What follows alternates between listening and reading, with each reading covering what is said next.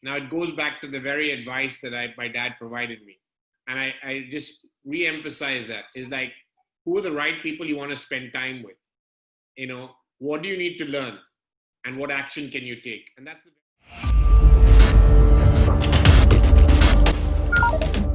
Welcome to the Career Nation Show, where you learn the strategies and tools to own and drive your career. Find out more at CareerTiger.com. Today, we are so lucky to have Gautam Ganglani on the Career Nation Show. Gautam runs one of the leading business speaker organizations called Right Selection. He's promoting great speakers. He promotes thought leadership across the world in the US, Europe, Middle East, and Asia. Gautam is also an author, and he recently wrote the book Breaking Bread, which is doing really well. Let's chat with Gautam about thought leadership, about his book, and many other things. Gautam, welcome to the show. Thank you very much, Abhijit. It's an absolute pleasure. Thank you for having me on your show. Oh, the pleasure is all mine. Gautam, give us a little backstory about the book. I mean, you've been working with some of the biggest brands in thought leadership, and now the book. Give us some backstory about how did you conceptualize this book and how has been the journey? Thank you. Well, breaking bread is a philosophy that I've always been very familiar with because I was born and brought up in London. So it is a term we use, breaking bread, when the ultimate meaning is positive energy exchange between two or more people. But when you grew up and breaking bread, it was, when you have a meal, be it breakfast, be it lunch, or be it dinner. The foundation of it actually started, if you really go back into it, is that families that eat together stay together. Families would come together for their Sunday lunch together in the UK. In the Gulf, when I moved to the Gulf 20 years later, we'd come together as a family on Fridays, your extended family. And that's the time when you share a meal, you share news of the week, what's working, what's not, you share updates and sort of the news amongst your family members. And that's the sort of time to bond and connect, build rapport with family members. So that's sort of the foundation of how it started. And being Indian and, the culture and the Indian culture is all about family and food. And even the Gulf region, family and food are two omnipresent parts of our culture. So it was very natural for me to bring this sort of family cultural experience that I was born and brought up with, to bring it into the business. And, so for me, we've never, had a sales team or a salesperson in our organization in the last 27 years.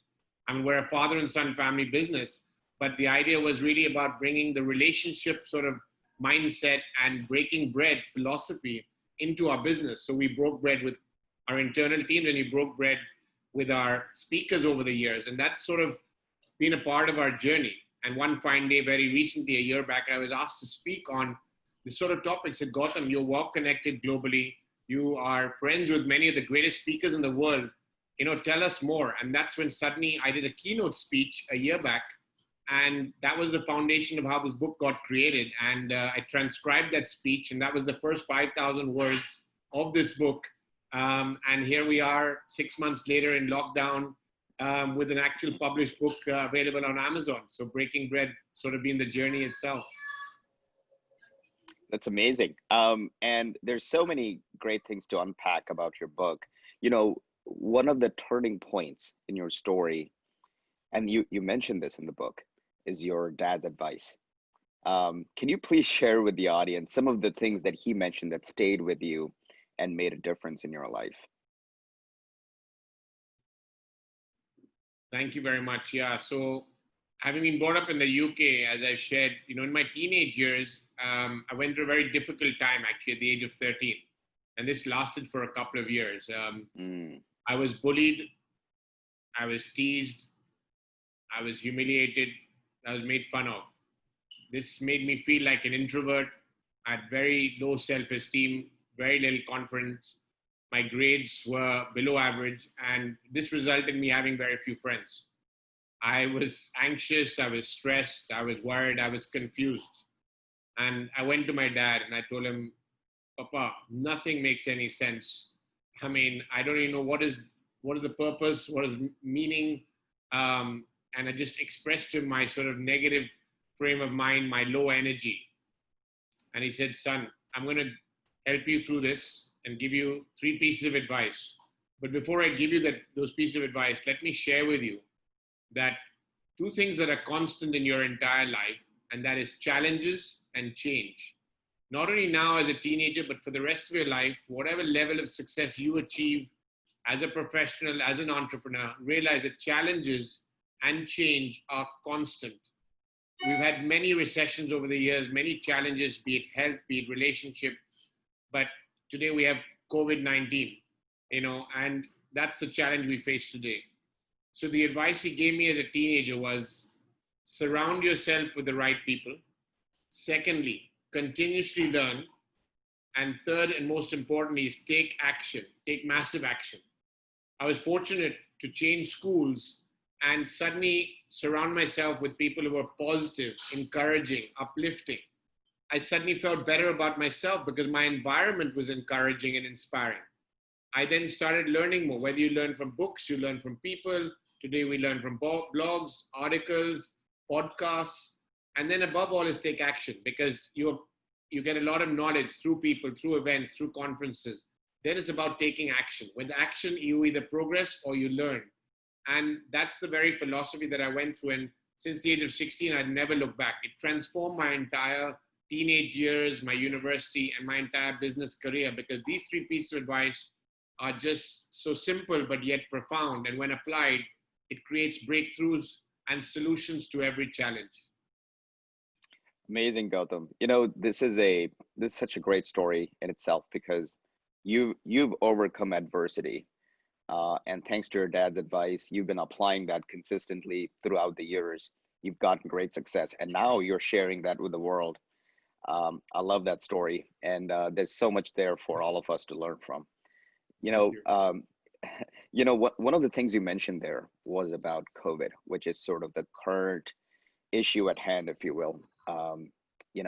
There is not a country in the world that is not impacted and affected by COVID.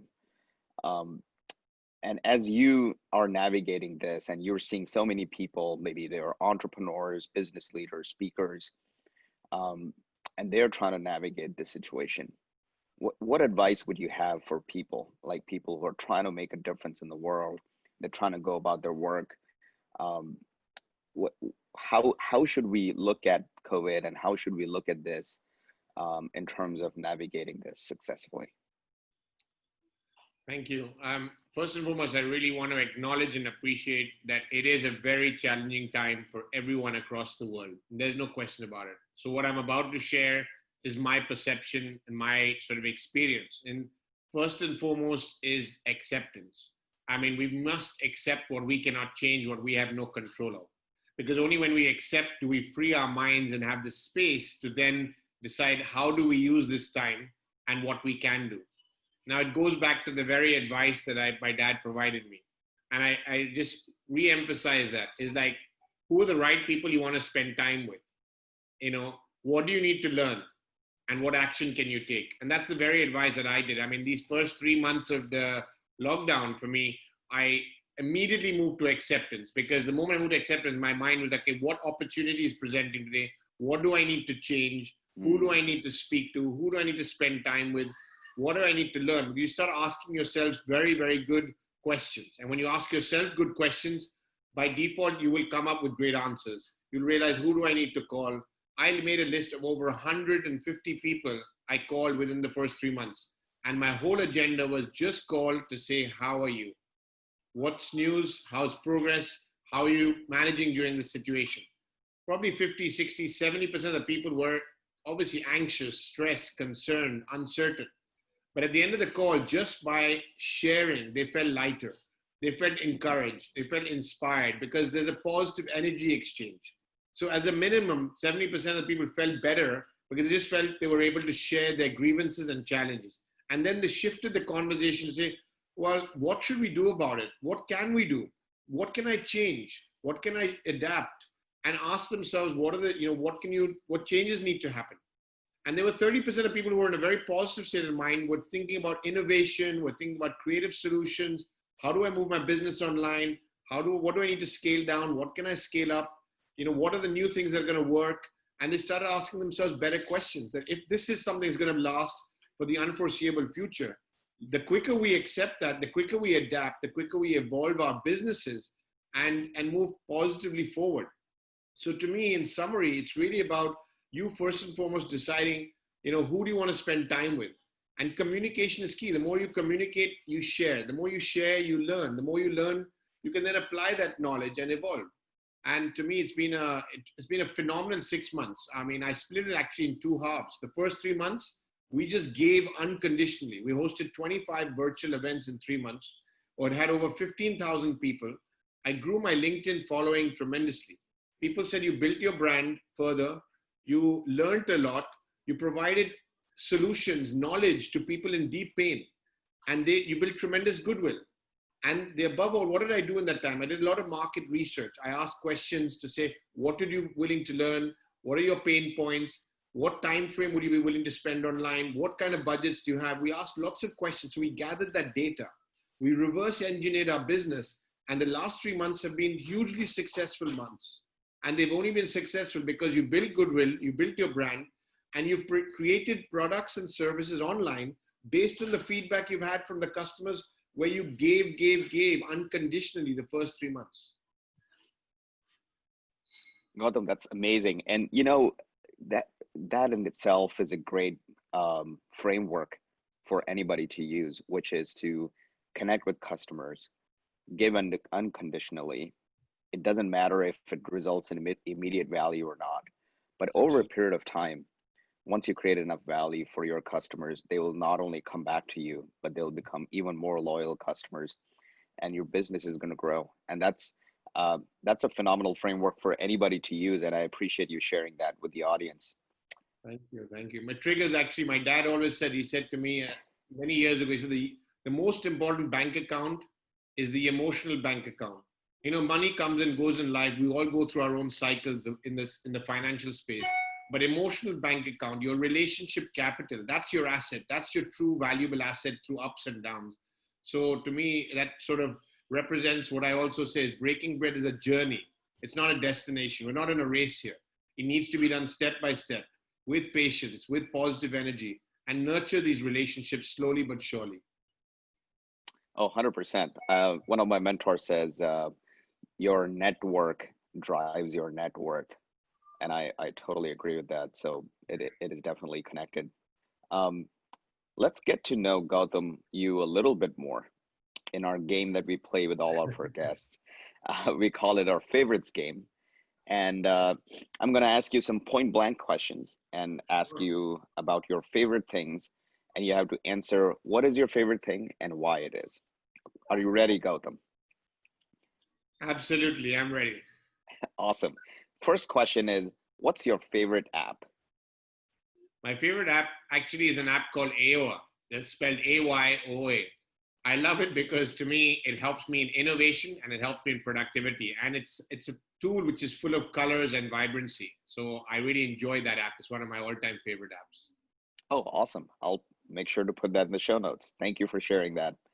Gautam, do you have a favorite quote that you go by or is one of your favorite? As you know, the business we're in, we're full of quotes. Every speaker, every author has quotes. But one of the quotes that really, always stays in my mind, I enjoy, is called "Winners don't do different things. They do things differently," which is by Shiv Khera. I just love that quote because it's all about really doing things differently. Everyone's busy doing things, but it's winners do things differently. And when you do things differently, that really resonates a lot with me. Oh, I love it. It's brilliant. And it's very insightful. So now let's move on to the next question, which is going to be probably very difficult for you, which is your favorite book. Favorite book, yes, another challenging one. Again, having read many, many books, but one of the best books which inspired me to write my book is a book called The Fish Philosophy. And the subtitle of that is Work Made Fun Gets Done.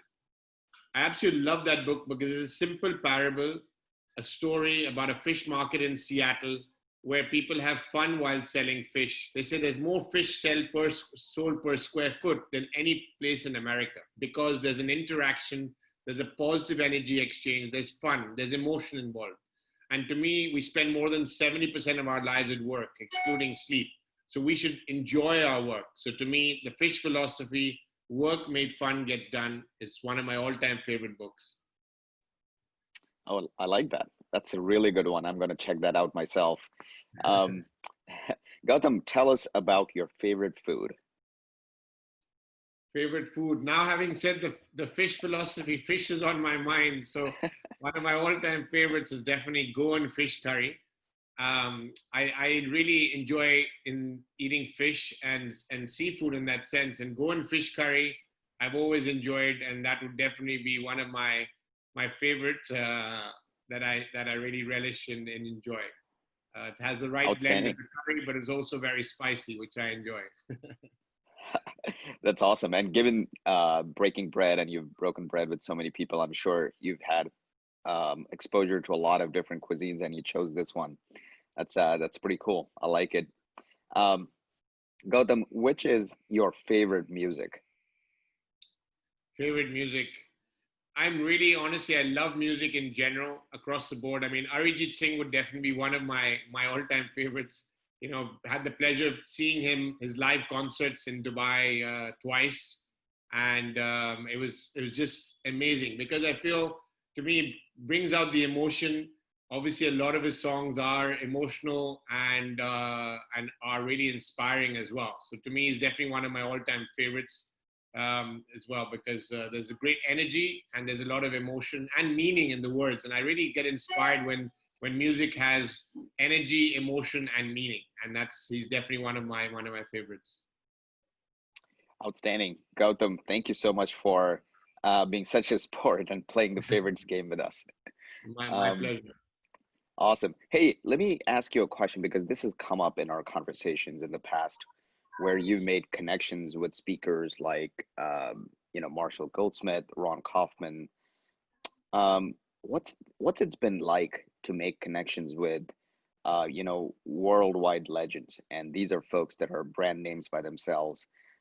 Did that also involve breaking bread with them? How did all of that come about? Great. First and foremost, I'd say I'm abundantly grateful to know these names, be it Marshall Goldsmith, Brian Tracy, Ron Kaufman, Jack Canfield, to name a few that I can say are my personal and professional friends. And absolutely, breaking bread has been an omnipresent part of that journey. With Jack Canfield, Chicken Soup for the Soul. I mean, we Hmm. collaborated hosting him in multiple countries from Oman, Bahrain, Qatar, Kuwait, Bombay, Bangalore, Chennai, numerous countries, numerous cities across the region. And you get a chance to travel with these speakers. You spend time in airports, you spend time on flights. And to me, when I look back, when they're on stage, they're inspiring the audiences. But the best learning, the best way you've got to build rapport and get to know each other has been when you've had that time to have a meal together on a flight, at an airport while you're waiting for your flights. In the evening after an event, you have a meal together. You get to understand, know each other's families. I've had the pleasure of hosting each one of these speakers in my home in Bombay and in Dubai. They get to meet my family, my wife, my kids. And when they get to meet your family, it brings all the barriers down. It's a more of a personal relationship. The formality of the formal relationship of a transaction, which happens in a business, is removed because they got to eat your cultural food, your homemade Indian meal, got to meet your family members. Meeting your family members and eating a home cooked meal immediately is instant rapport, instant sort of connect, and a great positive energy exchange. And that's definitely been one of the ways that I can consider has been, where I built relationship with each of these global speakers. Wow, that's amazing. And considering the number of people you're associated with, it's a phenomenal achievement. And quite frankly, it's one of those things, one of those fuels that not only fuels you professionally but also personally. So it's really good to hear that. Um, in the book Breaking Bread, you mention a lot about affirmations. And can you tell us a little bit about sort of what's your perspective on affirmations, how you found them beneficial? Because I was reading through that and I found myself looking at affirmations like, oh, this is so cool. These are really good nuggets that I can apply in my life and anybody can apply in their lives. Yeah, thanks, Abhijit. Affirmations has been a part of my entire childhood, thanks to my dad. My dad was a big fan of Louise Hay. Louise Hay is known as the queen of affirmations. And, her books, You Can Heal Your Life, and many other great best-selling books have always had affirmations, which have been a part of all her books, her teachings, and even, music that's been shared. So for me, I grew up with affirmations, and it's a part of me that each and every morning I have a set routine. And I actually, in my walk that I take for half an hour every morning, I listen to affirmations for 30 minutes. And these are all positive affirmations. Because to me, one of the greatest things, I went through a challenging time in 2009, which is that global recession. And I was gifted a book, and that book really helped me during that very difficult, painful time. Despite knowing those three pieces of advice of my dad, I still went through a low, and it took me a couple of months to accept this new painful reality in 2009. And the gentleman gifted me this book called Yes Attitude by Jeffrey Gitomer. And the chapter in that book said, number one challenge is stop reading the newspaper for 30 days. And I said, I'm ready for the challenge, because I said anything to sort of change my mind, change my thinking. And we haven't had a newspaper in our house since Jan 2009. It's been 11 years. I've not seen a newspaper, and the newspaper hasn't entered our homes. We don't have a CNN. We don't have a BBC. We don't have any news channels in our homes from 11 years. Why does affirmations come into this? What we've learned is that what the mind consumes becomes a part of your DNA, becomes a part of you. And your morning is the time when you got a clean slate. You start every day with a clean slate. Now, what you consume in the morning habitually, a lot of people read one, two, and I know one particular uncle who reads 3 newspapers a day. Now, when you internalize 3 newspapers a day, that knowledge becomes a part of you. You're edgy during the day, you're negative, you're stressed, you don't have a positive mindset, even with the best of intentions. So to me, starting my day with affirmations has made a profound difference, because I've consumed 30 minutes of positive statements, affirmations in my mind. I'm now ready for the day. I've built up my immune system mentally, physically, emotionally to face whatever the day has in place. And I'm always looking at solutions, ideas, opportunities, collaborations because of affirmations. And one more idea, my dad and me, he has a WhatsApp group, and our entire team, he sends a daily affirmation since many years, a daily affirmation, and every team member sends a voice note of that affirmation onto the group. So imagine having an affirmation shared by 6 to 8 team members on a daily message on a dedicated affirmation group. So it's a very much a part of our morning routine as a team and as a family. Oh, wow. That's brilliant at so many levels, because on one hand, affirmations help us. And you're so right. I mean, it's almost like you have to condition yourself mentally, like how you condition yourself physically. You exercise, you have a good diet, and you break bread. And then, of course, similarly, mentally, you have to have that mental hygiene. And affirmations is a great way to condition and program yourself for having more positive thoughts. And quite frankly, that's so much needed, Gautam, in these times that we live in. That's a brilliant system, and I would almost call it a hack, since I'm here in Silicon Valley, that we can use for making things better for ourselves. So, audience, if you can please check out Breaking Bread on Amazon and other online resellers. Make sure you get a Kindle edition, and write a review on Amazon. As we wrap up here, Gautam, you know, what are what is some of your advice for Career Nation? As you know, many of us are here. We are in work with technology or work with technology, and we are always in the search of what's the next big thing. You are basically talking to some of the most innovative and entrepreneurial and creative people around. What would you say as your advice as we wrap up? My advice to professionals, entrepreneurs, whatever the industry, would be really know what your passion is first and foremost. Know your passion, know your why, know your purpose. And then for me, I would say whatever that may be, is look for the sort of the role models in your industry. Find who they are, follow them, watch them, learn from them, watch their podcasts, watch their videos, read their blogs, read their articles, engage with them online. You have a golden opportunity. Everything is online. We're on the same playing field today. Very few people are going out as of now. Everything's online. Find out who are your role models online and spend time learning them, learning from them, engaging with them wherever possible. So you can emulate the best of the best. There must be a way that they use to learn how they grew to wherever they are as thought leaders in their chosen industry. And what stops you? To me, you should be the next thought leader in your industry.